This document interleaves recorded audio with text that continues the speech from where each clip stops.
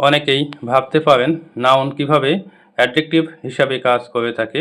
হ্যাঁ, প্রিয় শিক্ষার্থী বন্ধুরা, নাউন অ্যাডজেক্টিভ হিসাবে কাজ করে থাকে এবং কিভাবে কাজ করে থাকে তা উদাহরণের মাধ্যমে আপনাদেরকে চমৎকারভাবে বুঝিয়ে দেব।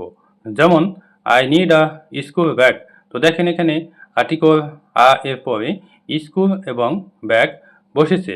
বাস্তব প্রেক্ষাপটে স্কুল এবং ব্যাগ উভয়টি কিন্তু নাউন, কিন্তু এখানে স্কুল অ্যাডজেক্টিভ হিসাবে কাজ করেছে এবং ব্যাগ নাউন হিসাবে কাজ করেছে।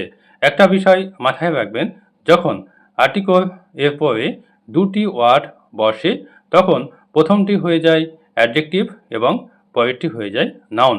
হোক প্রথমটি অ্যাডজেক্টিভ অথবা হোক প্রথমটি নাউন, অবশ্যই প্রথম ওয়ার্ডটি অ্যাডজেক্টিভ হিসাবে কাজ করবে। এই জন্যই এখানে স্কুল অ্যাডজেক্টিভ হিসাবে কাজ করেছে, যদিও এটি নাউন। Thank you.